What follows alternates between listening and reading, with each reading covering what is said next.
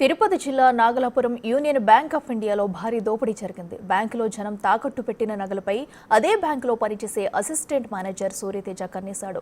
Bank లాకర్ని 37 బ్యాగుల నగలను మొదటగా తీసుకెళ్లి తన స్నేహితుల ద్వారా మళ్లీ అదే బ్యాంకులో తాకట్టు పెట్టి 1.31 కోట్లు దోచుకున్నారు. ఇక రెండవసారి 30 బ్యాగుల నగలను తీసుకెళ్లి వేరే ప్రైవేటు బ్యాంకుల్లో తాకట్టు పెట్టి 1.04 కోట్లను కాజేశాడు.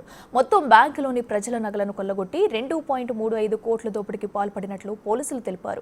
ఈ ఆడిట్ ద్వారా దోపిడీ నిజమని నిర్ధారణ కావడంతో Union Bank of India DGM పోలీసులకు ఫిర్యాదు చేశారు. డీజీఎం ఫిర్యాదు మేరకు assistant manager Suryateja, manager Raj కుమార్లపై కేసు నమోదు చేసి దర్యాప్తు చేస్తున్నారు. ఇదంశానికి సంబంధించి మరింత సమాచారం మా ప్రతినిధి దామోదర్ అందిస్తారు. దామోదర్, చెప్పండి, అక్కడ ఉన్న యూనియన్ బ్యాంక్ లో కూడా భారీగా అసిస్టెంట్ మేనేజరే దోపిడీకి పాల్పడినట్టు తెలుస్తుంది. అసలు ఏం జరిగింది, డీటెయిల్స్ ఏంటి?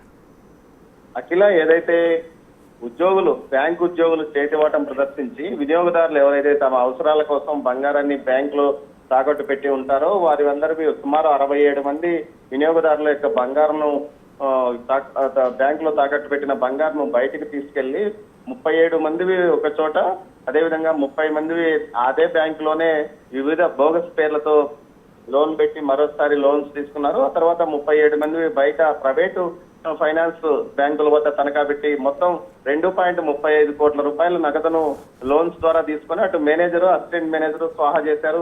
దీనికి సంబంధించి ఏదైతే అసిస్టెంట్ మేనేజర్, డిప్యూటీ మేనేజర్ అయిన సూర్యతేజను అదుపులోకి తీసుకుని పోలీసులు విచారించగా మొత్తం విషయాలు బయటపడ్డాయి.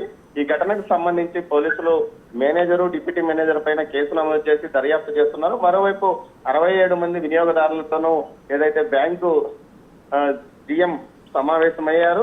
మీ బంగారు నగలు మీకు తెప్పించి ఇస్తామంటూ కూడా వారికి హామీ ఇవ్వడంతో వారు కూడా శాంతించిన పరిస్థితి. మరోవైపు ఇలాంటి ఘటనలు ఈ మధ్య కాలంలో ఇటు ప్రైవేట్ ఫైనాన్స్ బ్యాంకుల్లో మనం చూస్తున్నాం. ముత్తూట్లో కానీ మరో లక్ష్మీ ఫైనాన్స్ బ్యాంక్ లో కానీ ఈ మధ్య జరిగింది. కానీ ఏకంగా ప్రభుత్వ రంగ సంస్థ బ్యాంక్ యూనియన్ బ్యాంక్ లోనే ఈ విధంగా జరగడంతో అసలు బ్యాంకుల్లో కూడా సేఫ్ గా ఉంటాయి అన్న అనుమానాలు తలెత్తుతున్న పరిస్థితి తలెత్తింది. మొత్తం మీద దీనికి సంబంధించి పూర్తి స్థాయిలో దర్యాప్తు చేస్తున్నాము. ఏదైతే నిందితుల నుంచి పూర్తి స్థాయిలో రికవరీ చేయడానికి, డబ్బులు రికవరీ చేయడానికి ప్రయత్నిస్తున్నామంటూ బ్యాంకు అధికారులు చెప్తారు. Right Damodar, thank you.